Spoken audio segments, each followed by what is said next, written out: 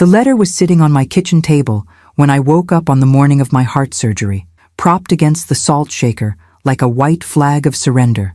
Mom, Fiona has always dreamed of seeing Paris at 75, and this might be her last chance. You're strong and always figure things out on your own. The surgery is routine. You'll be fine. We'll call when we get back. Love, Logan.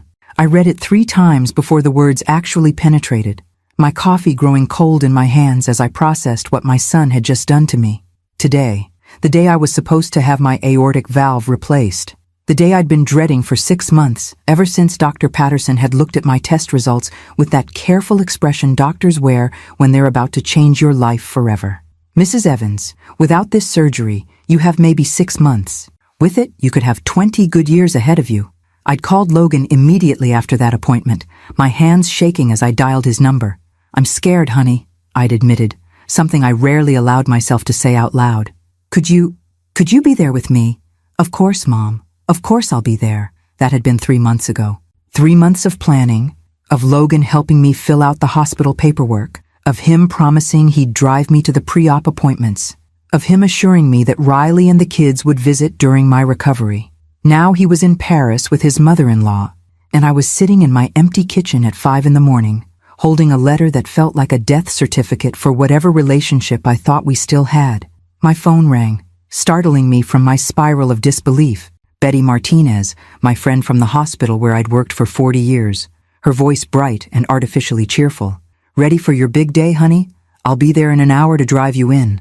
Betty, thank God for Betty, who'd volunteered to be my emergency contact when it became clear that my family was unavailable. At 71, she was still working part-time in the cardiac unit, still the same no-nonsense woman who'd trained me when I was a terrified 22-year-old nursing student. Betty, I said, my voice cracking slightly. Logan's not coming. What do you mean he's not coming? He's in Paris, with Fiona. They left last night. The silence on the other end of the line stretched long enough that I thought we'd been disconnected. When Betty finally spoke, her voice carried the kind of controlled fury I remembered from the times she'd had to deal with incompetent doctors or neglectful family members. That little shit. Betty. No, Leah, don't you dare defend him. What kind of man abandons his mother on the day of major heart surgery to take his mother-in-law on vacation? The kind of man Logan had become, apparently. The kind of man who'd spent the last 5 years orbiting around Fiona Williams like she was the sun and the rest of us were distant, forgettable planets. Ever since Riley's father had died and left Fiona that big house in the suburbs, Logan had been drawn there like metal to a magnet. Sunday dinners moved from my little apartment to Fiona's dining room. Holiday celebrations relocated to her perfectly decorated living room. The grandchildren started calling her Grandma Fiona, while I became Grandma Leah, as if the distinction in titles somehow reflected our relative importance in their lives. I'll be fine, I told Betty, though we both knew I was lying. The surgery is routine, right? That's what Logan said. Leah Marie Evans, don't you dare minimize this. Aortic valve replacement is major surgery. You need someone there who loves you. Someone who'll advocate for you if complications arise. Someone who'll hold your hand when you wake up scared and in pain. I closed my eyes, feeling the weight of abandonment settle around my shoulders like a lead blanket. When had I become so expendable to my own son? When had Fiona's comfort become more important than my survival? I'll be that someone, Betty continued, her voice fierce with determination. And when you get through this, and you will get through this, you're going to have some serious thinking to do about what kind of relationship you want to have with people who treat you like you're disposable. After we hung up, I wandered through my small apartment, looking at the photos that chronicled a life of service and sacrifice. There was Logan at 8, grinning gap-toothed after I'd worked double shifts for 3 months to pay for his baseball camp. Logan at 16, rolling his eyes as I fussed over his prom tuxedo that I'd bought with overtime money from the ICU. Logan at 25, looking handsome in his wedding tux. Riley radiant beside him in the dress I'd helped pay for when her family came up short. When had gratitude turned into expectation? When had my willingness to sacrifice become evidence that I didn't need anything in return? I picked up the letter again, studying Logan's handwriting. Still the careful script I'd helped him perfect at the kitchen table while working my way through nursing school. Fiona has always dreamed of seeing Paris at 75, as if I'd never had dreams. as if my dreams had expired when I'd chosen to raise him alone after his father died, when I'd worked nights and weekends to keep us afloat, when I'd put his needs ahead of my own for 37 years. The irony wasn't lost on me that I was about to have heart surgery. My heart, the one that had broken a little more each time Logan chose Fiona's comfort over my presence, each time he'd canceled our lunch plans because Fiona needed him to drive her somewhere, each time he'd cut our phone conversations short because Fiona was calling on the other line. But there was something Logan didn't know, something I'd kept to myself out of modesty and a lifetime habit of not wanting to burden others with my small victories. 6 months ago, when I'd gotten the diagnosis and started researching heart surgeons, I'd entered a contest on a whim. America's Medical Miracles, that reality TV show where celebrity surgeon Dr. Alexander Stone performed revolutionary procedures on deserving patients. I'd filled out the application mostly as a distraction, something to keep my mind occupied during the sleepless nights when the reality of my condition would hit me like a freight train. "Tell us why you deserve a medical miracle," the application had asked. I'd written about my 40 years as a cardiac nurse, about the thousands of patients I'd held hands with in their darkest moments, about the families I'd comforted when miracles didn't happen. I'd written about choosing service over self, about finding purpose in other people's healing, about the quiet satisfaction of a life spent making others feel less alone. I never expected to hear back. Women like me, ordinary women, unremarkable women, women whose biggest achievement was raising decent human beings and saving lives one shift at a time. We didn't get chosen for television miracles, except I had been chosen. The call had come 2 weeks ago. A producer named Sarah, whose enthusiasm crackled through the phone like electricity. "Mrs. Evans, we've selected you for Dr. Stone's next episode. Your story moved our entire team to tears. You represent everything noble about healthcare, and Dr. Stone is personally invested in your case." I'd agreed, partly because the surgery would be free, and partly because some small hidden part of me had always wondered what it would feel like to be special, to be celebrated, to be seen as someone worth saving. Logan didn't know about the show. I hadn't told him about being selected, hadn't mentioned the cameras that would be documenting my surgery, hadn't shared the news that I'd be receiving care from the most famous heart surgeon in the world. I'd planned to surprise him with the good news when he came to the hospital this morning. Instead, he was photographing the Eiffel Tower while I prepared to face the most frightening day of my life with only Betty's fierce loyalty to sustain me. But as I finished my coffee and prepared for the shower that would be my last before surgery, I felt something unexpected stirring beneath the hurt and abandonment, something that felt suspiciously like anticipation. Logan thought I was routine, forgettable, someone who would figure it out and be fine without his support. He was about to discover just how wrong he was. In 6 hours, while he was sipping wine in a Parisian cafe, I would be on national television, having my life saved by the most celebrated surgeon in America. Some routines, I was learning, were more remarkable than they appeared.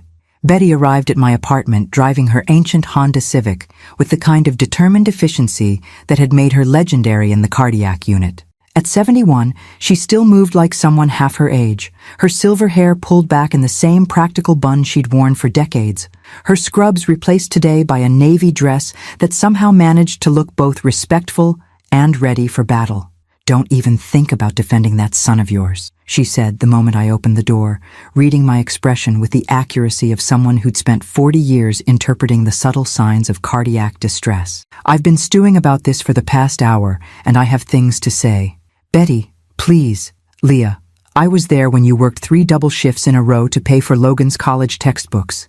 I was there when you sold your grandmother's jewelry to help with his wedding expenses. I was there when you moved to this smaller apartment so you could help him with the down payment on that house." She paused, studying my face with the clinical attention she'd once reserved for post-operative patients. "When exactly did sacrificing everything for your child become evidence that you don't deserve anything in return?" I couldn't answer that question, partly because I didn't know the answer, and partly because thinking about it too deeply might crack something inside me that I needed to keep intact for the next few hours. "We should go," I said instead, picking up the small overnight bag I'd packed with careful attention to the hospital's guidelines. Comfortable clothes for after surgery, slippers with good grip, the book I'd probably be too medicated to read, but brought anyway, because the ritual of packing it made me feel prepared. The drive to Seattle Presbyterian Hospital took 45 minutes through morning traffic that seemed particularly dense, as if the entire city had conspired to make this day more stressful than it needed to be. Betty filled the silence with stories about other patients she'd seen through major surgeries, carefully avoiding any mention of complications or negative outcomes. "Remember Mrs. Patterson from 4B?" she said, as we stopped at yet another red light. "Triple bypass at 82, and now she's training for a marathon. Well, maybe not a marathon, but she walks 5 miles every day and has more energy than people half her age. Betty, you don't have to." "I'm not trying to reassure you about the surgery, honey. I'm trying to remind you that your life isn't over, that whatever happens with Logan and his misplaced priorities, you have 20 good years ahead of you to live however you want to live them." We pulled into the hospital parking garage, and I felt my stomach clench with the familiar mixture of anticipation and dread that had accompanied me to work for 4 decades. But this time was different. This time I wasn't here to save someone else's life. I was here to have my own life saved. The admission process was surprisingly streamlined, handled by a team of production assistants who moved with the kind of choreographed efficiency that suggested they'd done this many times before. I found myself in a private preoperative suite that was larger and more luxurious than any hospital room I'd ever seen, with floor-to-ceiling windows overlooking the city and enough space for what appeared to be professional filming equipment. "Mrs. Evans?" A young woman with a clipboard and the kind of bright smile that belonged on television entered the room. "I'm Sarah Martinez, one of the producers for America's Medical Miracles. Dr. Stone would like to meet with you before we begin the pre-operative interviews." Dr. Alexander Stone entered the room like a force of nature, tall and silver-haired, and carrying himself with the kind of confidence that came from being internationally famous for saving lives. I recognized him from the billboards and magazine covers, but seeing him in person was different. He had the presence of someone who'd spent years being the most important person in any room he entered. "Mrs. Evans," he said, taking my hand in both of his. "I've been looking forward to meeting you. Your story is exactly why I started this show, to celebrate people whose quiet heroism deserves recognition. Dr. Stone, I'm not heroic. I'm just a retired nurse who needs heart surgery."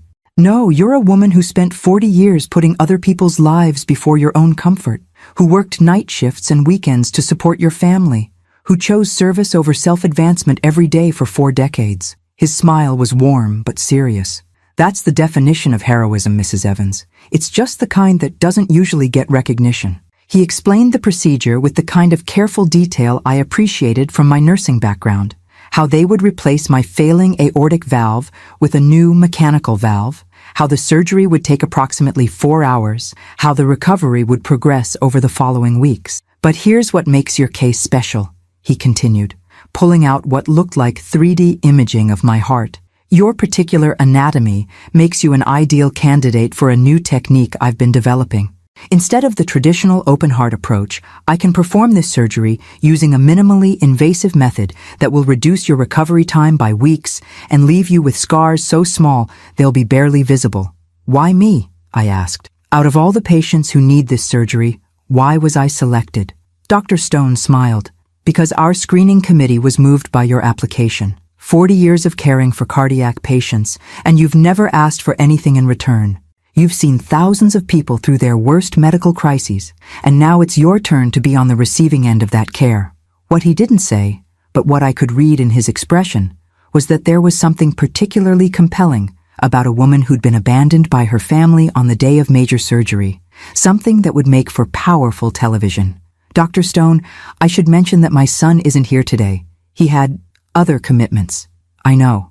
Our producers spoke with your friend Mrs. Martinez when she registered as your emergency contact." His expression didn't change, but something in his eyes suggested he had opinions about sons who had other commitments on their mother's surgery days. "Mrs. Evans, I want you to know that the entire team here considers it an honor to care for you today."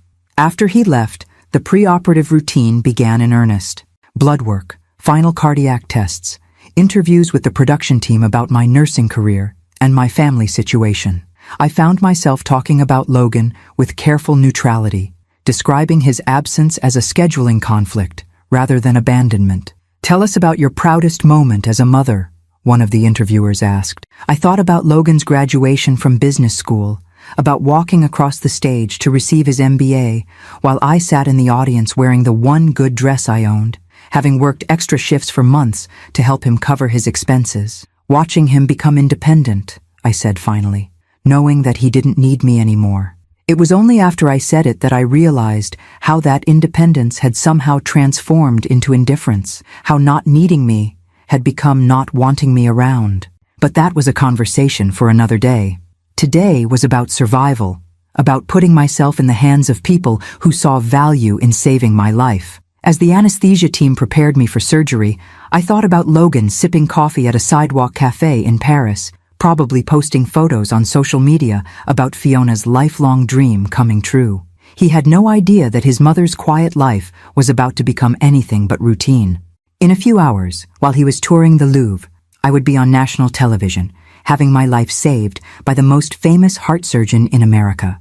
The irony was almost enough to make me smile as the anesthesia mask settled over my face. Almost. I woke up to the sound of machines beeping rhythmically around me and the sensation of someone holding my hand. The recovery room came into focus gradually. Bright lights, medical equipment, and Betty's familiar face hovering over me with an expression that mixed relief with something that looked suspiciously like triumph. "There she is," Betty said softly. "How are you feeling, honey?" "Like I got hit by a truck," I managed, my voice hoarse from the breathing tube.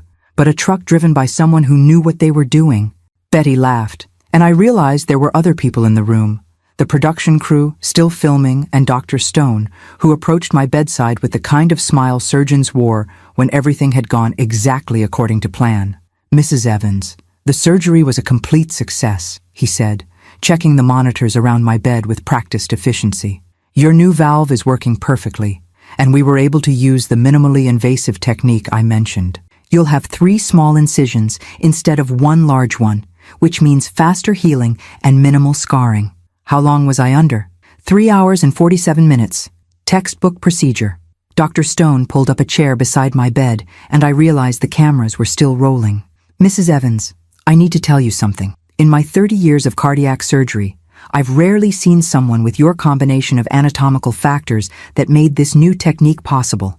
You're going to be the poster case for minimally invasive aortic valve replacement." "What does that mean?" "It means that your surgery is going to change how we approach this procedure for thousands of future patients. You're not just receiving care, Mrs. Evans, you're advancing it." Through my post-surgical haze, I tried to process what he was telling me. Somehow my routine surgery had become groundbreaking medicine. "There's something else, Doctor," Stone continued, glancing at the production crew. "The response to your story has been extraordinary. The preliminary interviews we posted on social media yesterday have already been viewed over 2 million times." 2 million? "People are calling you the angel nurse. Your 40 years of service, your dedication to patients, your grace under pressure. It's resonating with viewers in a way we've never seen before." Betty squeezed my hand. "Leah, you need to see this." She held up her phone, showing me a social media post with a photo of me from yesterday's pre-operative interview. The comments were overwhelming. Hundreds of nurses sharing their own stories, former patients thanking me for care I didn't remember giving, people expressing outrage that my family had abandoned me on surgery day. "I don't understand," I said, trying to make sense of what I was seeing through the medication fog. "How did people find out about Logan?" "The producers didn't identify him specifically," Betty explained. "But when they mentioned that your son was traveling during your surgery, people put pieces together. Apparently, someone found Logan's social media posts from Paris." My stomach dropped. "What kind of posts?" Betty hesitated, then showed me Logan's Instagram account. Photos of him, Riley, and Fiona at the Eiffel Tower, smiling and raising champagne glasses. The caption read, "Making Fiona's dream come true. Paris at 75, life is beautiful. Family first. Bucket list, Heart Paris 2024. The timestamp showed it had been posted 3 hours ago while I was in surgery. "Oh God," I whispered. "It gets worse," Betty said gently. "Look at the comments." Hundreds of people had found Logan's post and were expressing their disgust in increasingly harsh terms. "While your mother was having heart surgery? What kind of son are you? Your mother is a saint and you're in Paris posting selfies." The comments kept coming, angrier and more specific as people connected my story to his social media presence. Dr. Stone cleared his throat. "Mrs. Evans, I should mention that we've received thousands of messages for you. Cards, flowers, offers of support from all over the country. It seems you've touched more lives than you realized. This is getting out of hand, I said, panic beginning to cut through the pain medication. I never wanted this kind of attention. I just wanted to get through the surgery quietly. Leah, Betty said firmly, you spent 40 years being quiet about your contributions. You worked extra shifts without complaint, stayed late to comfort families, trained dozens of new nurses without ever asking for recognition. Maybe it's time the world saw what the rest of us have always known, that you're extraordinary. But Logan made his choice, Dr. Stone said, his voice carrying the authority of someone who'd spent decades making difficult decisions. You can't protect someone from the consequences of their own actions, Mrs. Evans. Your son chose to prioritize someone else's vacation over his mother's life-saving surgery. The fact that it's become public is unfortunate, but it's not your responsibility to manage his image. A nurse entered the room with a stack of what looked like mail. Mrs. Evans, these arrived for you in the past hour. We had to set up a separate area just to handle the deliveries. I stared at the letters and packages, overwhelmed by the idea that strangers cared more about my recovery than my own son seemed to. There's something else, the producer Sarah said from behind the camera. The response has been so strong that the network wants to extend your story.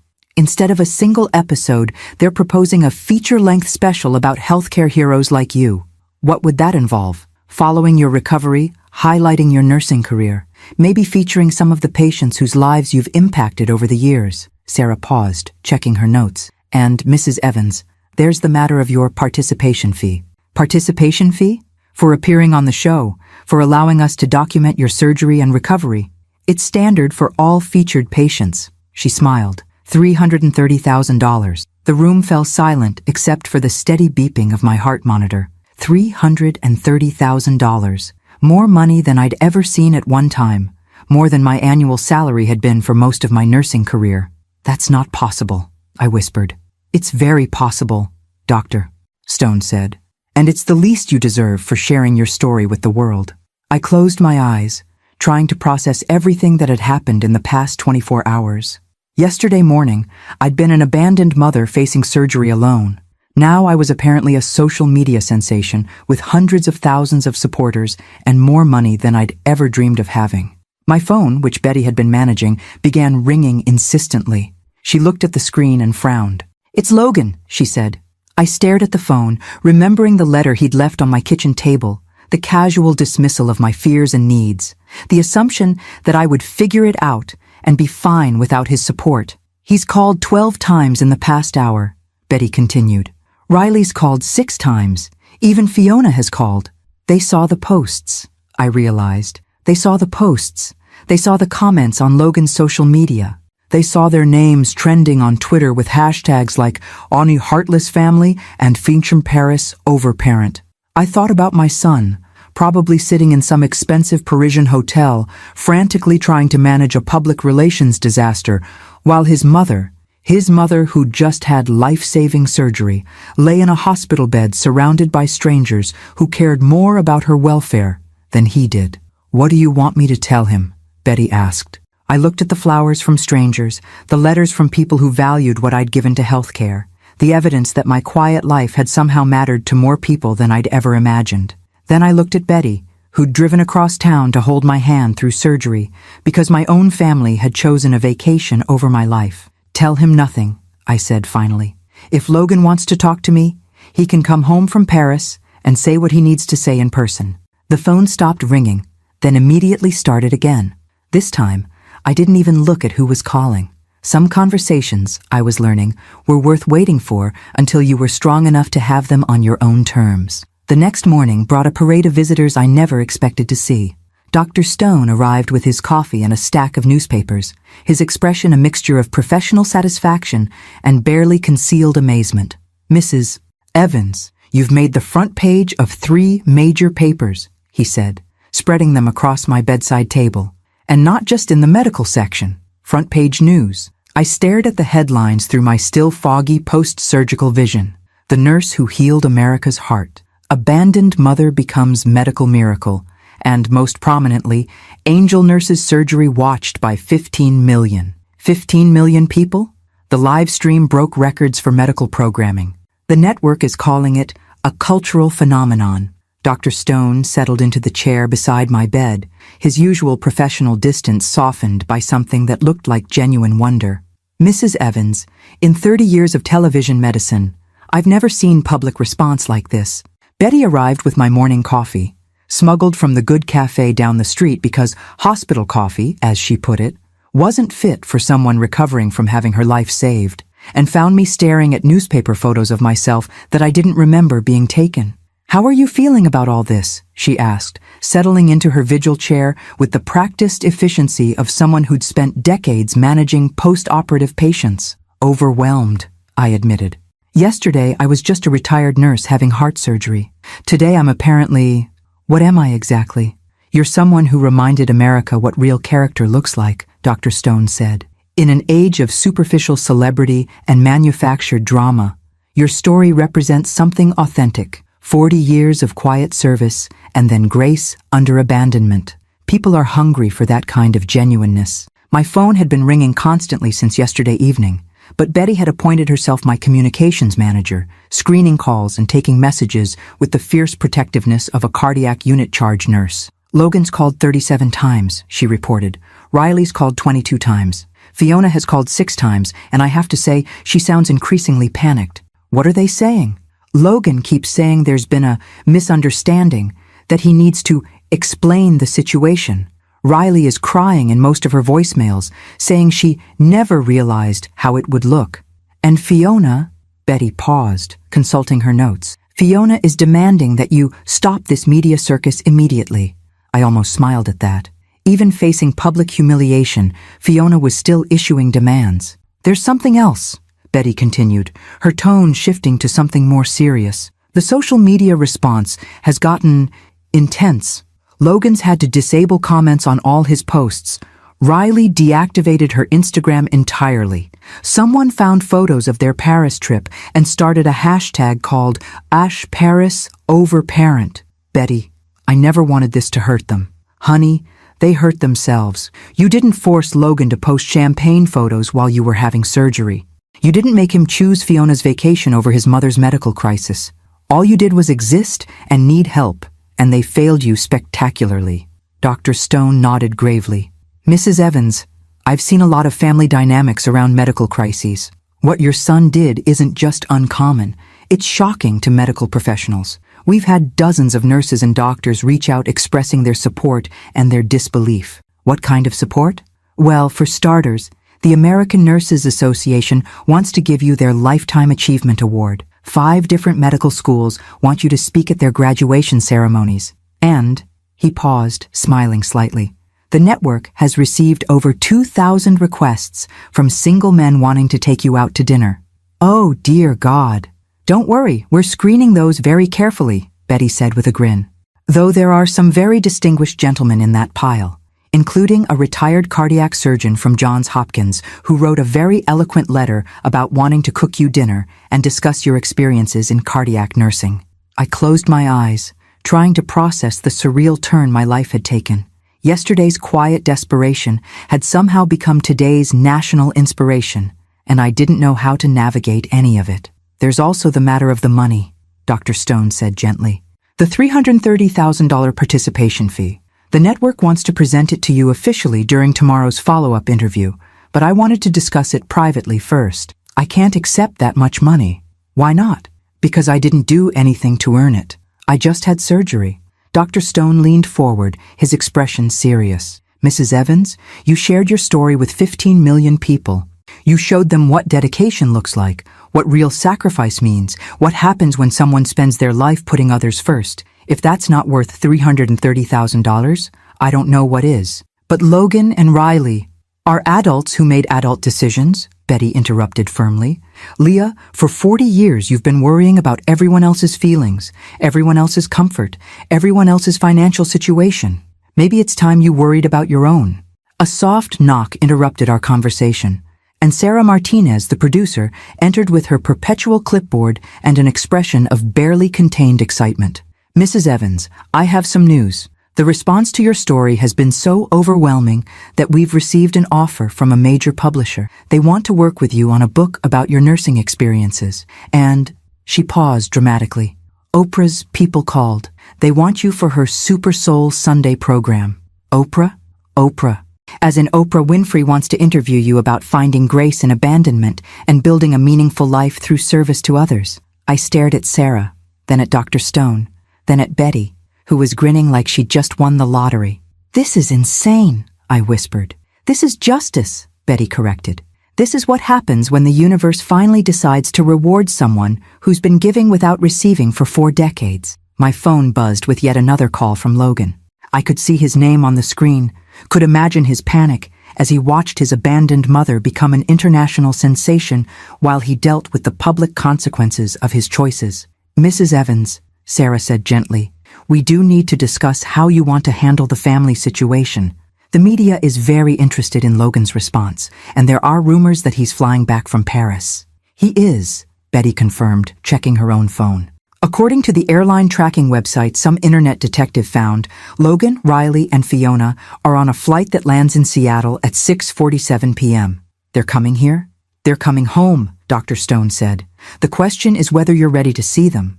I thought about the letter Logan had left on my kitchen table, about the casual cruelty of abandoning me on surgery day, about the 37 phone calls that had come only after his abandonment became public knowledge. I don't know, I said honestly. I don't know what I want to say to someone who had to learn from social media that his mother's surgery was successful. Then don't say anything yet, Betty advised. You're recovering from major surgery. You don't owe anyone emotional labor right now, not even your son. Especially not your son, Dr. Stone added quietly. As afternoon faded into evening, I found myself surrounded by flowers from strangers, cards from former patients, and the strange new reality of being celebrated for the life I'd always lived quietly. Somewhere over the Atlantic, Logan was probably rehearsing apologies and explanations, trying to figure out how to manage a public relations disaster of his own making. But for the first time in years, his panic wasn't my emergency to solve. Some lessons, I was learning, had to be learned from 30,000 feet up, with nowhere to run and nothing to do but face the consequences of your choices. Logan arrived at the hospital at 8:23 p.m., still wearing his travel clothes and the kind of desperate expression I recognized from his childhood when he'd broken something valuable and needed my forgiveness. Riley followed behind him, her eyes red from crying, clutching a bouquet of expensive flowers that probably cost more than my weekly grocery budget. Fiona brought up the rear, her face a mask of barely controlled fury at finding herself in what she clearly considered an undignified situation. Betty had positioned herself in the chair closest to my bed like a guard dog, and I watched her evaluate my visitors with the same clinical assessment she'd once used on potentially problematic family members in the cardiac unit. "Mom," Logan said, his voice breaking on the word. "Thank God you're okay. We came as soon as we could." "As soon as you could," I repeated, my voice carefully neutral. "After you saw the news coverage." "That's not, we were already planning to come back." "Logan," I interrupted gently, "I'm very tired. Surgery takes a lot out of someone my age. Maybe you could tell me why you're here." He looked genuinely confused by the question, as if the answer should be obvious. "Because you're my mother. Because you had surgery. Because I was worried about you." "You were worried about me yesterday when you left for Paris?" Riley stepped forward, clutching her flowers like a shield. "Mrs. Evans, we never meant for it to happen this way. The timing was just unfortunate." "Unfortunate." I tested the word, rolling it around like a foreign phrase I was trying to understand. "Is that what we're calling it?" Fiona finally spoke, her voice carrying the imperious tone she'd used for the 5 years she'd been rearranging my family's priorities. "Leah, this media spectacle has gotten completely out of hand. Logan's been crucified on social media for what amounts to a scheduling conflict. You need to make a statement clarifying that there are no hard feelings." I looked at this woman who'd somehow convinced my son that her dreams were more important than his mother's life, and felt something shift inside my chest. Not my new heart valve, but something deeper and more fundamental. "Fiona, why don't you tell me about Paris?" "What? Paris? Was it everything you dreamed it would be?" Fiona's eyes narrowed, clearly sensing a trap, but not sure where it was hidden. "It was lovely, educational, a cultural experience. I'm glad you got to see the Eiffel Tower and drink champagne and take photos while I was having my chest cracked open and my heart rebuilt." "Mom, that's not fair," Logan started. What's not fair, exactly? That I'm pointing out what happened, or that it happened in the first place? Betty cleared her throat. Logan, maybe you could explain to your mother why Fiona's vacation was more important than her life-saving surgery. It wasn't more important. It was just, the timing was already set, and Mom's always been so independent, so capable of handling things on her own. So you thought I could handle heart surgery on my own too. I thought the surgery was routine. I thought you'd be fine. And if I hadn't been fine? If there had been complications? If I died on that table yesterday? The question hung in the air like a challenge. Logan's face crumpled, and for a moment he looked like the little boy who'd once crawled into my bed during thunderstorms. Don't say that. Don't even think that. Logan, I've been thinking about nothing else for 6 months. About dying alone. About not having anyone who loved me holding my hand when I went under anesthesia.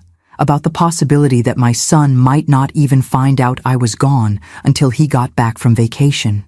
Riley burst into tears. We didn't know it would be like this. We didn't know everyone would react so strongly.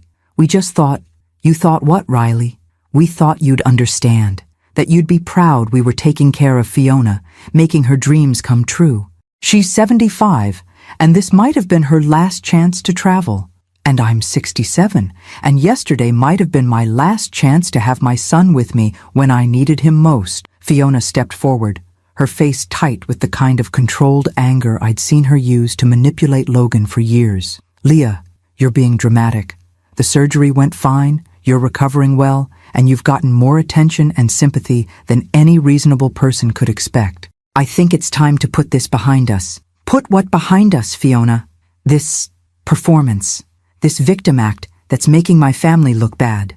I felt Betty tense beside me, and I could practically hear her internal debate about whether to throw Fiona out of the room physically or just verbally eviscerate her. Your family? I said quietly. Logan and Riley and the children. My family.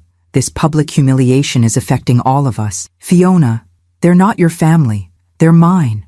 Logan is my son, not yours. Those are my grandchildren, not yours. And the humiliation isn't mine, it's yours. You convinced a man to abandon his mother on the day of heart surgery so you could see the Eiffel Tower. That's not what happened. That's exactly what happened. You wanted to go to Paris, and Logan chose your wants over my needs. The fact that it became public knowledge doesn't change the fundamental truth of what you asked him to do. Logan finally found his voice, though it sounded hollow and defeated. Mom, what do you want from us? What do you want me to say? I looked at my son, this man I'd raised and sacrificed for and loved unconditionally, and realized that what I wanted might not be something he could give me anymore.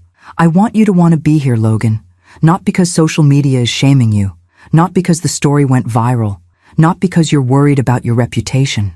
I want you to want to hold your mother's hand after heart surgery because you love her and you're grateful she survived. I do love you. Do you?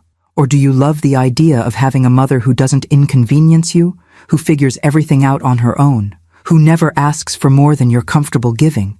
The room fell silent except for the steady beeping of my monitors and Riley's quiet crying. Logan stared at me like he was seeing someone he'd never met before, and maybe he was. The thing is, I continued, surprising myself with how calm I sounded, I don't need you to fix this, Logan. I don't need you to manage the media coverage or defend your choices or even apologize. What I need is for you to decide whether you want a relationship with me that's based on mutual respect and genuine care, or whether you want to continue treating me like an obligation you fulfill when convenient. That's not, because yesterday, while you were raising champagne glasses in Paris, I learned something important. I learned that I'm stronger than I thought, that my life has touched more people than I realized, and that I deserve to be surrounded by people who value my presence rather than tolerate my existence. Fiona's face had gone pale, and I realized she was beginning to understand that her manipulation had backfired spectacularly. The $330,000 I'm receiving for sharing my story? That's more money than I've ever had at one time. Enough to live comfortably for the rest of my life without depending on anyone. Enough to make my own choices about how I want to spend whatever years I have left. Mom, Logan whispered, are you saying you don't want us in your life anymore? I looked at my son, at the panic in his eyes as he realized he might lose something he'd taken for granted, and felt my heart, my new, strong heart, break a little for both of us. I'm saying that I want you in my life because you choose to be here, not because you feel obligated. And Logan, that choice has to be yours to make. The next 3 days passed in a blur of interviews, medical checkups, and the surreal experience of watching my life become a national conversation. Dr. Stone declared my recovery remarkable for someone your age, though I suspected the real miracle wasn't my physical healing, but the strange sense of clarity that seemed to accompany my new heart valve. Betty had appointed herself my unofficial manager, screening the dozens of interview requests and business offers that arrived daily. 60 Minutes wants you, she announced over breakfast, reading from her ever-present list. So does Ellen, though her show might be ending soon. 3 different publishers are bidding on your book rights, and something called the Hallmark Channel wants to make a movie about your life. A movie? Starring Meryl Streep if you approve. Apparently she called the network personally to express interest. I stared at Betty, wondering if the anesthesia had affected my hearing. Meryl Streep wants to play me in a movie? Meryl Streep wants to play a woman whose quiet heroism and grace under abandonment represents everything noble about American womanhood. Betty consulted her notes. That's a direct quote from her publicist. Logan hadn't returned since our confrontation 3 days ago, though he'd sent flowers with a card that read, "Mom, I'm trying to understand what you need from me. I love you, Logan." Riley had called twice, both conversations brief and awkward, circling around apologies she couldn't quite manage and explanations that never fully explained anything. But it was Fiona's response that surprised me most. She arrived at my hospital room on Thursday morning, alone and looking older than her 75 years. Gone was the imperious confidence that had characterized her interactions with my family for the past 5 years. In its place was something that looked suspiciously like genuine humility. "Leah," she said quietly, settling into the visitor's chair without her usual assumption of authority. "We need to talk, do we? I owe you an apology. A real one. Not the kind of social pleasantry that smooths over problems without addressing them." I studied her face, looking for the manipulation I'd grown accustomed to expecting from Fiona. Instead, I saw something I'd never seen before. Recognition of genuine wrongdoing. "I'm listening. For 5 years, I've been treating you like competition for Logan's attention instead of recognizing you as the woman who raised the man I've come to depend on." Fiona's voice was steady but quiet. "I convinced myself that you were too needy, too demanding of his time and energy. I told myself that encouraging him to prioritize his immediate family, Riley and the children and me, was healthy boundary setting.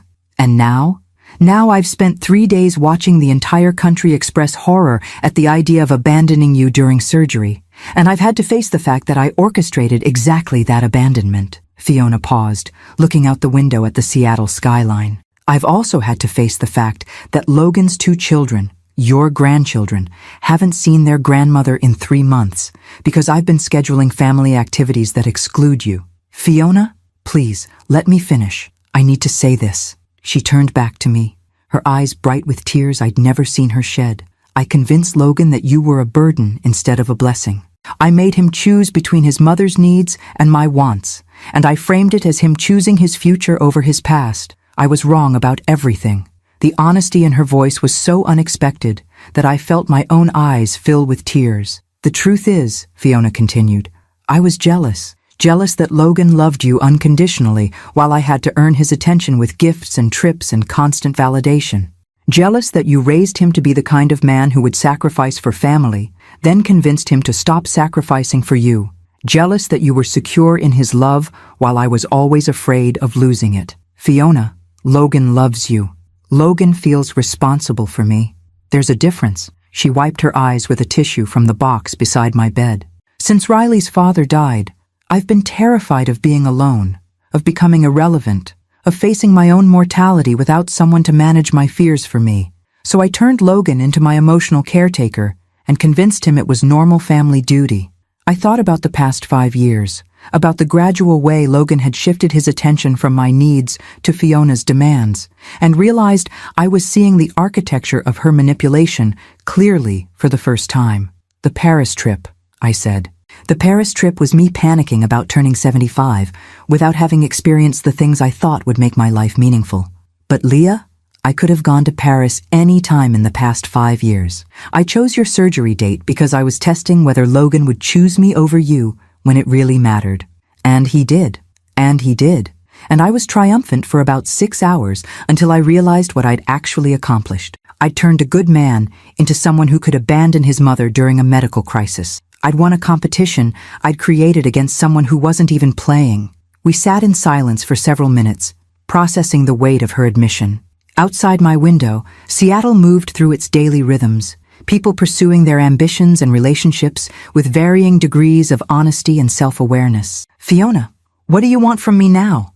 I want to know if there's a way to undo the damage I've done, to your relationship with Logan, to your relationship with your grandchildren, to the family dynamics I've spent 5 years systematically destroying. Before I could answer, my phone rang. Betty, who was handling my calls from the nurses' station, appeared in the doorway with an expression of barely contained excitement. Leah, you need to take this. It's the White House. The what now? The White House, as in the President of the United States, wants to personally thank you for your service to American healthcare and invite you to a ceremony honoring everyday heroes. I stared at Betty, then at Fiona, then at the phone in my hand. Yesterday, I'd been a retired nurse recovering from surgery. Today, the president wanted to meet me. Take the call, Fiona said quietly. This is bigger than our family drama, Leah. This is about recognizing the kind of person you've always been. The conversation with the White House liaison was brief but surreal. The president had seen the America's Medical Miracles special and wanted to include me in a ceremony recognizing healthcare workers who'd made extraordinary contributions to their communities. The event would be televised nationally and include a personal meeting with the president. After I hung up, Fiona and I sat staring at each other in the strange new reality my life had become. Leah, she said finally, I spent 5 years convincing Logan you were ordinary, forgettable, someone whose needs could be safely ignored. I was wrong about that too. I am ordinary, Fiona. I'm just ordinary in a way that apparently resonates with people.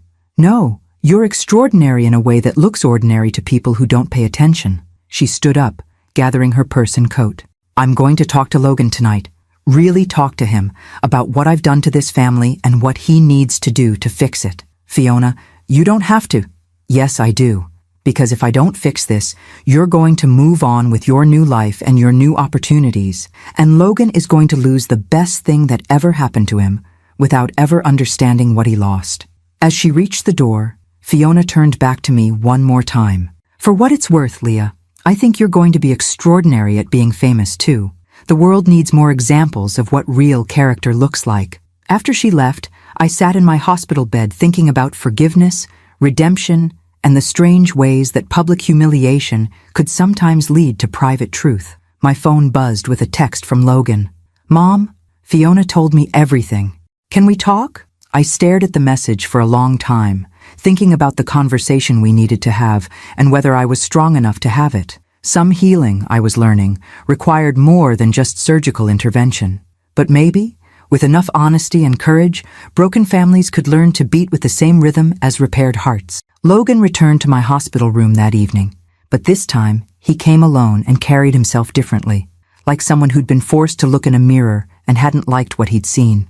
He sat in the chair Fiona had vacated earlier, his hands clasped tightly in his lap, and for several minutes, neither of us spoke. Fiona told me what she said to you, he began finally, about the manipulation, about turning me against you, about Paris being a test. And what do you think about that? I think she's right. I think I've been an idiot and a terrible son, and I don't know how to fix it. His voice cracked slightly. Mom, I don't even know when it started. When did I stop seeing you as a person with your own needs and start seeing you as, what? An obligation? A chore to manage? I studied my son's face, seeing traces of the boy who'd once told me I was his best friend, who'd insisted I read him bedtime stories long past the age when his friends had outgrown them. I think it started when you got married, I said gently, when you had to figure out how to balance being a son with being a husband and father. That's normal, Logan. What wasn't normal was how I disappeared from the equation instead of finding a new place in it. But you didn't disappear. You were always there when I needed you. Always ready to help with money or babysitting or whatever crisis came up. Being available isn't the same as being valued, sweetheart. I became convenient rather than important. Logan was quiet for a long time, processing this distinction. When did you stop feeling important to me? I thought about the question, tracing the gradual erosion of my place in his life. Remember your birthday 3 years ago? You were turning 34, and I'd planned a small dinner party.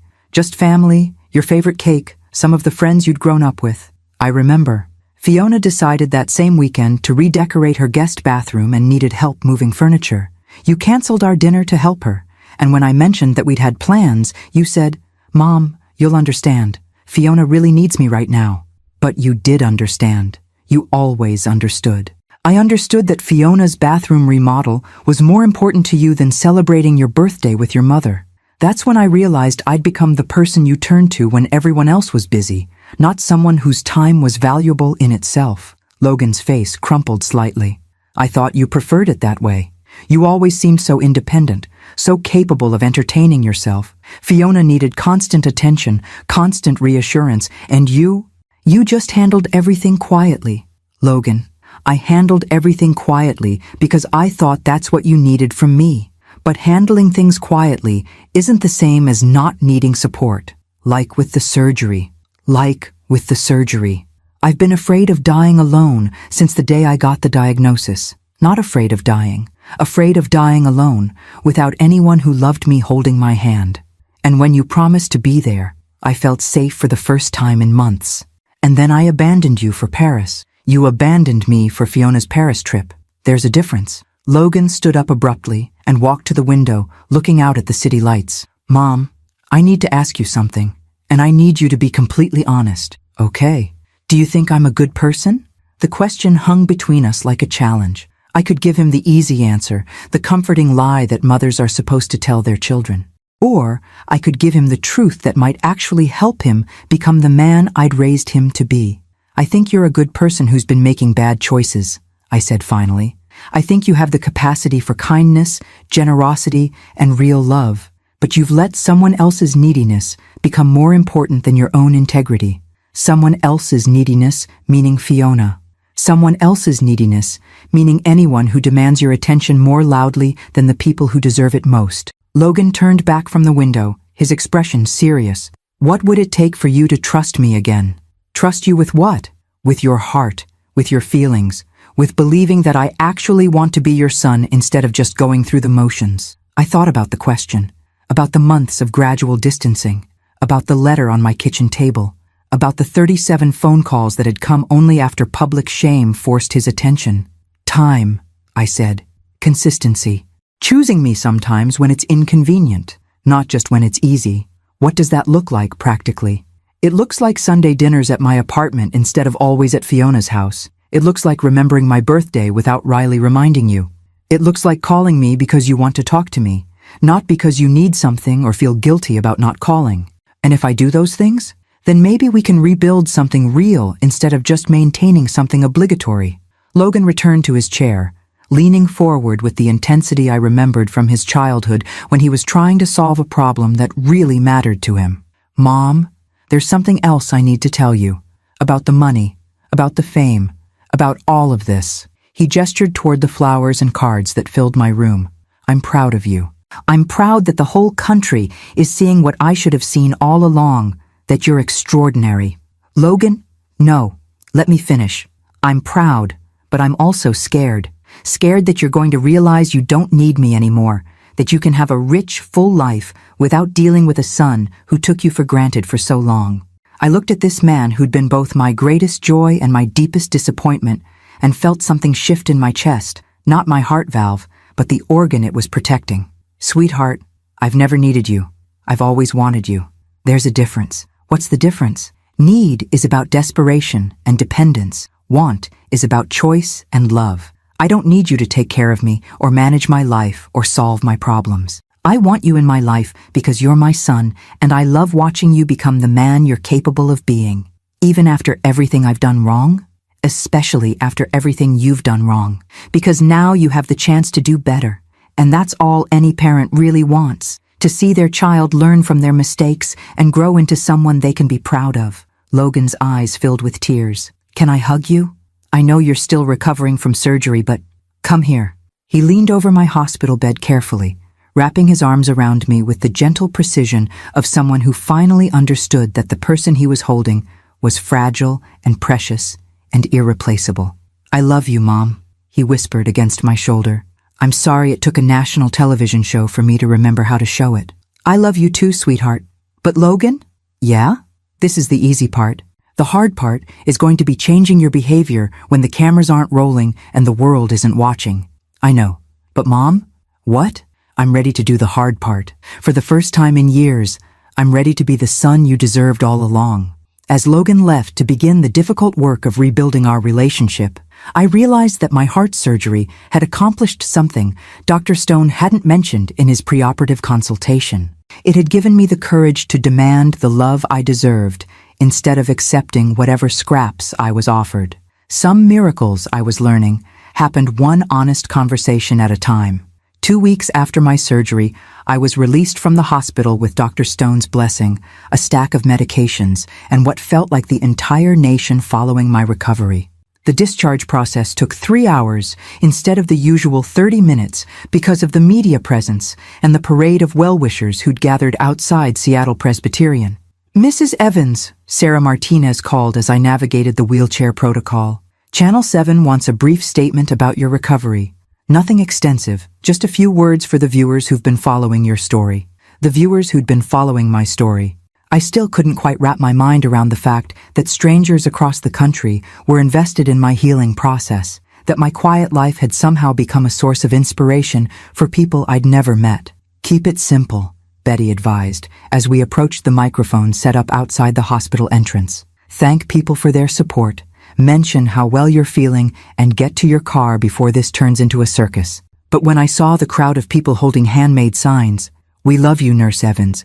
Heroes don't need capes. Thank you for your service," I realized this wasn't just media attention anymore. This had become something larger and more meaningful. "I want to thank everyone for their kindness during my recovery," I said into the microphones, surprised by how steady my voice sounded. "Your cards and letters and prayers have meant more to me than you'll ever know. And I want to thank the medical team at Seattle Presbyterian for giving me not just a new heart valve, but a new appreciation for what it means to be cared for by people who truly value your life." "Mrs. Evans," a reporter called out, "what's next for you? There are rumors about book deals, speaking engagements, even a possible foundation in your name." I looked at the crowd of faces, at people who'd taken time from their own lives to celebrate a stranger's survival, and felt something click into place. "What's next is living," I said simply. For 40 years, I had the privilege of helping other people through medical crises. Now I have the opportunity to show people that it's never too late to start a new chapter, to be valued for who you really are, to build relationships based on mutual respect rather than one-sided sacrifice. Logan appeared at my elbow, having somehow navigated through the crowd to reach me. He'd been at the hospital every day since our conversation, not hovering or managing, but simply present, reading newspapers while I napped, bringing me decent coffee, learning how to be supportive without being overwhelming. "Ready to go home, Mom?" he asked quietly. Home. The word felt different now, carrying possibility rather than resignation. The drive to my apartment passed in comfortable silence, Logan handling the media presence with surprising grace, while I processed the surreal experience of returning to ordinary life as a minor celebrity. When we pulled into my familiar parking space, I felt a mixture of relief and anticipation. Relief to be away from public attention, anticipation for whatever came next. My apartment had been transformed during my hospital stay.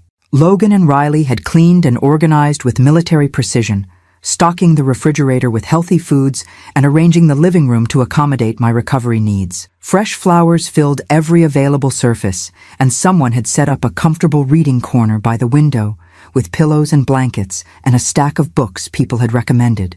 "Riley wanted to be here when you came home," Logan said as he helped me settle into my favorite chair. "But the kids had school activities, and she didn't want to overwhelm you on your first day back." That's thoughtful of her. She's been different since Paris. More aware, I guess, of how she contributed to the family dynamics that led to everything. Logan paused, studying my face. "Mom, she wants to apologize to you properly, but she's afraid you won't forgive her." "Logan, there's nothing for Riley to forgive. She was caught between loyalty to her mother and loyalty to her husband. That's an impossible position. But she chose her mother's wants over your needs too. Riley is 28 years old and has been managing Fiona's emotional needs since her father died. She was trained to prioritize keeping peace over asking difficult questions. I settled back into my chair, feeling the comfort of familiar surroundings after weeks of hospital sterility. What matters now is whether she can learn to make different choices going forward. Logan nodded, then pulled out an envelope from his jacket pocket. Speaking of choices, there's something I need to discuss with you, about the foundation. What foundation? The one people want to create in your name. The offers are real, Mom. Publishers, networks, organizations. Everyone wants to work with you to turn your story into something that helps other people.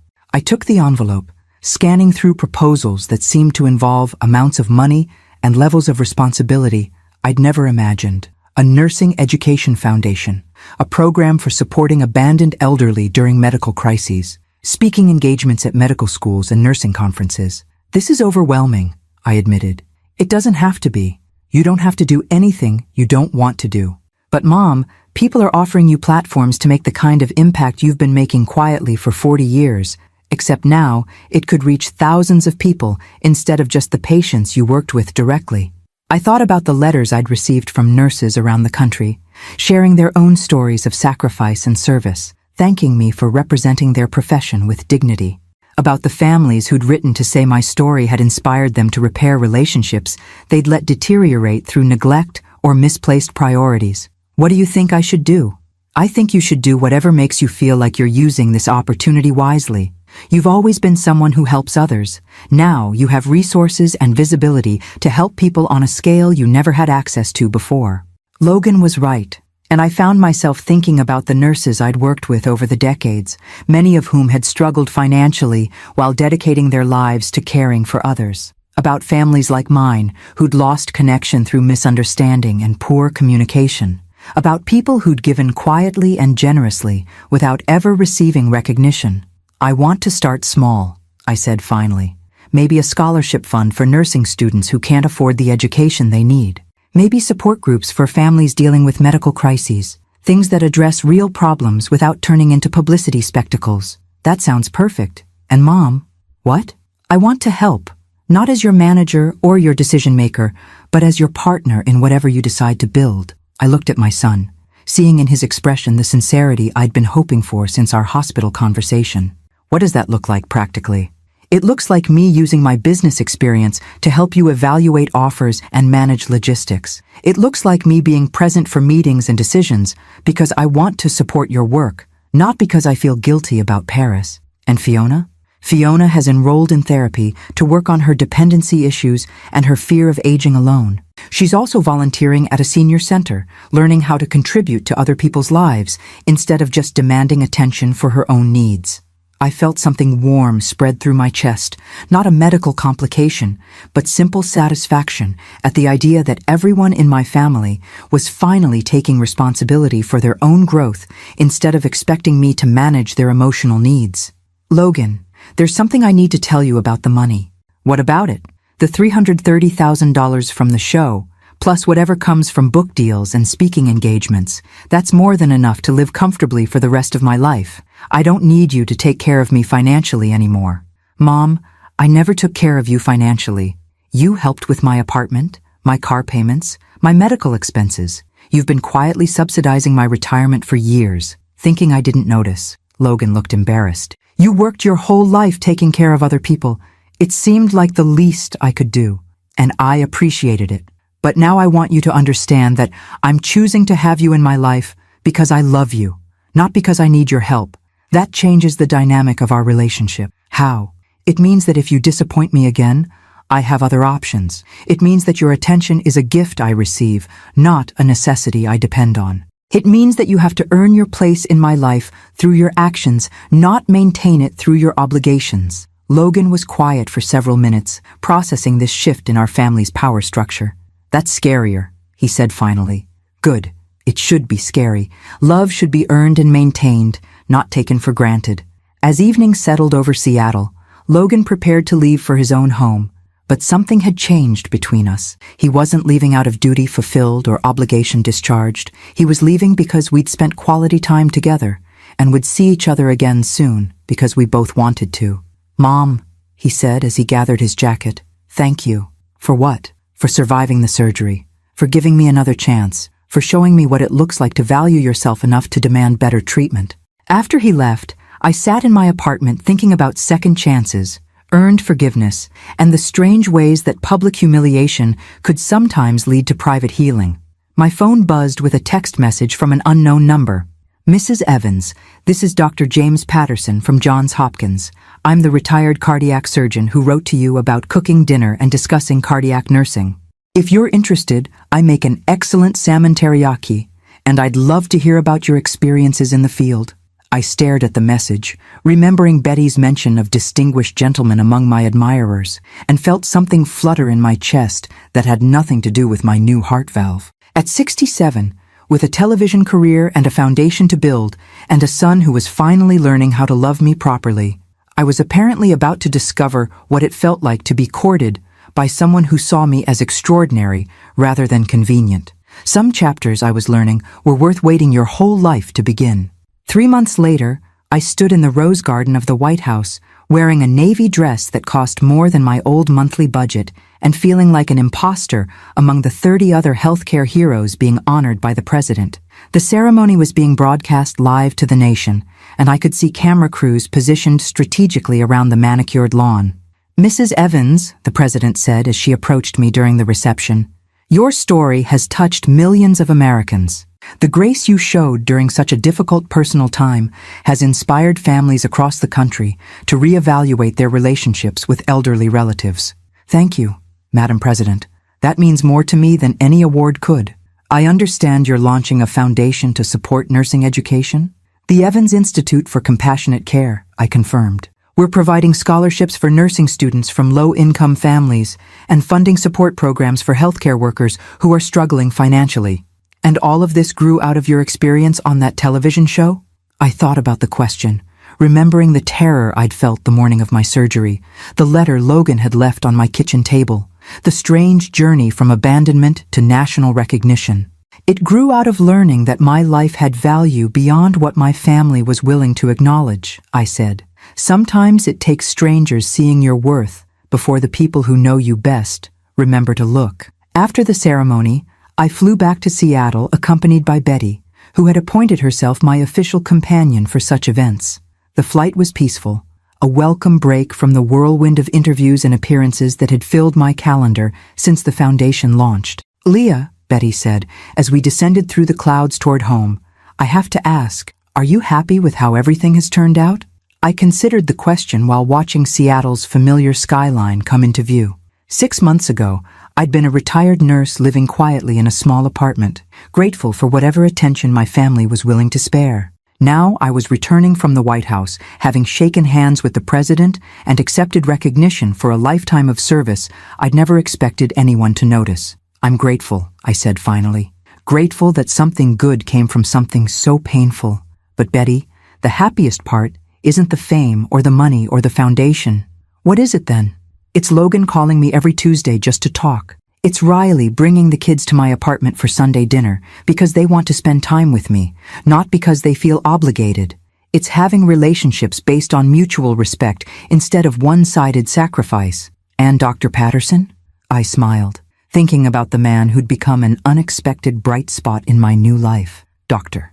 James Patterson had indeed made excellent salmon teriyaki, and over the past month we'd discovered a shared passion for medical history, classic movies, and long conversations about everything from cardiac nursing techniques to the challenges of finding purpose in retirement. Dr. Patterson is proving that it's possible to be appreciated by someone who understands the value of the life you've lived, I said. "I'm 77 years old, Betty. I never expected to experience that kind of recognition from anyone, let alone from a distinguished gentleman who thinks my stories about the cardiac unit are fascinating rather than boring. Just don't let him sweep you off your feet before you finish building your empire." My empire? 3 best-selling books, a national foundation, speaking engagements booked 2 years in advance, and a lifetime movie starring Meryl Streep. If that's not an empire, I don't know what is. The movie. That still felt surreal. Meryl Streep had indeed signed on to portray me in Healing Hearts, the Leah Evans story, which was scheduled to begin filming next month. The screenplay, based on my first book, focused on the intersection of family dynamics and medical crises, using my story as a framework for exploring larger themes about aging, value, and the courage to demand better treatment. Betty, can I ask you something? Always. Do you think I'm being vindictive? Using my platform to tell a story that makes Logan look bad? Betty was quiet for a moment, considering the question with the careful attention she'd once given to complex medical cases. Honey, vindictive would be if you were lying about what happened or exaggerating Logan's failures for dramatic effect. But you're not doing that. You're telling the truth about a common family dynamic, adult children who take devoted parents for granted until something forces them to pay attention. But the consequences for Logan have been significant. The social media attention, the criticism from people who don't know the whole story, the way his business associates have questioned his character based on his treatment of me. And what has Logan said about those consequences? He says they were necessary, that he needed to understand how his actions looked to outsiders before he could understand why they were wrong. He says the public humiliation was uncomfortable, but ultimately educational. Then Logan is growing up, finally. The plane touched down at Seattle-Tacoma International, and I felt the familiar sense of homecoming that had become more meaningful since my surgery. Home now meant not just my apartment, but a city where I'd built a career and a reputation, where people recognized my contributions to healthcare, where I'd learned to value myself as highly as others valued me. Logan met me at baggage claim, as had become his custom whenever I returned from travel. Not because I needed help with logistics, but because he genuinely missed me during my 3-day absence and wanted to hear about my experiences at the White House. "How was the president?" he asked as we drove through the familiar streets toward my apartment. Gracious, intelligent, and surprisingly well-informed about nursing education policy. She's asked the Department of Health and Human Services to study our foundation model for potential national implementation. Mom, that's incredible. Your work could influence federal healthcare policy. I looked at my son, noting the genuine pride in his voice, the way he'd learned to celebrate my accomplishments without making them about him or his reflected glory. Logan, there's something I need to tell you about the Lifetime movie, about how they're portraying the Paris situation. I've read the script, Mom. My character comes across as selfish and misguided, but ultimately redeemable, which is exactly what I was. You're not concerned about how it will affect your reputation? My reputation needed to be affected. I made terrible choices, and I'm grateful that facing the consequences publicly has helped me become a better person. Logan paused at a red light, turning to look at me directly. Mom, I'm proud that your story is being told, even the parts that make me look bad, especially the parts that make me look bad. Why especially those parts? Because maybe some other son will watch that movie and recognize himself before he abandons his mother for someone else's Paris trip. Maybe some other family will have the conversation we should have had years earlier, before a medical crisis forced everyone to confront their priorities. As we pulled into my apartment complex, I realized that Logan had learned something I'd been trying to teach him for years, that real love requires accountability, that meaningful relationships survive difficult truths, that growth happens only when people are willing to face their failures honestly. Logan, what are you doing Sunday afternoon? Whatever you want to do, Mom. James is coming for dinner, right? I'd like to get to know him better. Dr. James Patterson, who had indeed become a regular fixture in my Sunday routine, bringing his medical stories and his appreciation for my career and his gentle courtship that felt like the romantic attention I'd never received at any age. He's bringing his famous apple pie. And Logan? He's excited to meet the son who learned how to love his mother properly, even after everything I did wrong, especially after everything you did wrong. Because now he knows I raised a man who can learn from his mistakes and grow into someone worthy of respect. As Logan helped me carry my luggage upstairs, I thought about the journey from abandonment to recognition, from taken for granted to celebrated, from quiet service to public platform. The woman who'd woken up to find a letter of dismissal on her kitchen table 6 months ago had become someone whose story inspired millions, whose foundation would help thousands, whose example would outlive her by generations. But the real miracle wasn't the fame or the money or the recognition. The real miracle was that, at 67, I'd finally learned to value myself enough to demand the love I deserved. And remarkably, I discovered that when you demanded better treatment, the people worth keeping in your life rose to meet those expectations. Everyone else simply revealed themselves to be people you were better off without. 1 year later, I stood in the lobby of the newly opened Evans Institute for Compassionate Care, watching nursing students, healthcare workers, and families stream through the doors for our inaugural gala. The building itself was a testament to what could be accomplished when resources met purpose. 5 floors of classrooms, simulation labs, support services, and meeting spaces dedicated to advancing healthcare education and family support programs. "Leah, you look radiant," Dr. James Patterson said, appearing at my side in the elegant tuxedo that made him look distinguished rather than simply retired. Over the past year, our friendship had deepened into something neither of us had expected at our age. A genuine romantic partnership built on mutual respect, shared values, and the luxury of being appreciated for exactly who we were. "I feel like I'm living someone else's life," I admitted, watching the crowd of people who had come to celebrate not just the Institute's opening, but the unlikely journey that had led to its creation. "You're living your own life," James corrected gently. "Finally. For the first time in decades, you're living a life that matches your actual worth, rather than accommodating other people's limited ability to see it." Logan appeared, with Riley and their 2 children, Emma and Sam, who had become regular fixtures at my Sunday dinners, and had started calling James Grandpa Jim, with the easy acceptance that children bring to new family configurations. "Mom, the media wants photos with the family," Logan said, his arm around Riley, who had blossomed into someone I genuinely enjoyed spending time with once she'd stopped trying to manage her mother's insecurities and started building her own identity. "Where's Fiona?" I asked, noting her absence. "She's actually in Paris," Riley said with a smile. "Her second trip this year. Turns out she enjoys traveling much more when she's doing it for her own reasons instead of as a test of other people's loyalty." Fiona had indeed transformed over the past year, channeling her need for attention into volunteer work with elderly residents at assisted living facilities. She'd discovered a talent for organizing social activities and had become something of a beloved figure among people her own age who appreciated her energy and organizational skills. "She sends her congratulations," Logan added, "and her apologies for missing tonight, but she's leading a group tour through the Louvre for American seniors." I smiled, thinking about the woman who had once orchestrated my abandonment and was now helping other elderly Americans experience the cultural adventures she'd once used as weapons against my family. "Ladies and gentlemen," the event coordinator announced, "please join us in the main auditorium for this evening's program." The auditorium was filled to capacity, 500 people who had come to celebrate not just the Institute's launch, but the story behind it. I saw former colleagues from my nursing career, patients whose lives I'd touched decades ago, families who had been inspired by my television appearances to repair their own damaged relationships. Betty, now serving as the Institute's Director of Nursing Programs, introduced me with the kind of speech that made me grateful for a lifetime of friendship with someone who truly understood my journey. "Ladies and gentlemen, it is my honor to introduce a woman who spent 40 years proving that quiet heroism changes the world one life at a time.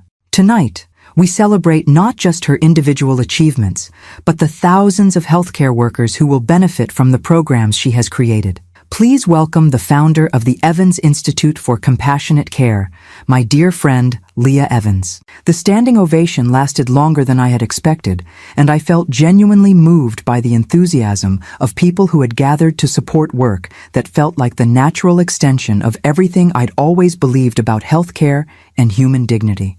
"When I woke up on the morning of my heart surgery 18 months ago," I began, "I thought I was facing the worst day of my life.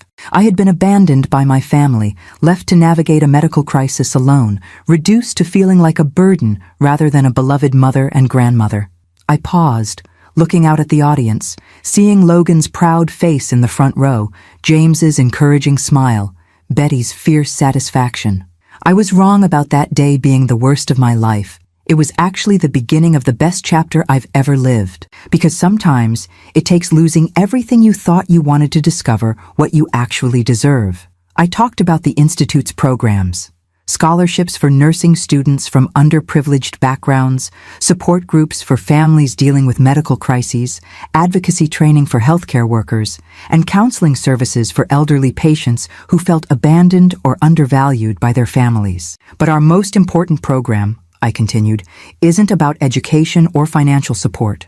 It's about changing the conversation around aging, family responsibility, and the value of people whose contributions have been quiet rather than public. I gestured toward a video screen that showed testimonials from families who had participated in our family communication workshops, adult children who had learned to see their elderly parents as people with their own needs and dreams rather than obligations to be managed. We're teaching families how to have conversations they've been avoiding, how to recognize caregiving as a privilege rather than a burden, how to build relationships based on mutual respect rather than one-sided sacrifice. The program concluded with the announcement of our first major initiative, a partnership with medical schools across the country to integrate family dynamics training into healthcare education, ensuring that future doctors and nurses would be equipped to address not just medical needs, but the family conflicts that often complicated patient care. As the evening wound down and guests moved to the reception area, I found myself standing with Logan and James in a quiet corner of the lobby,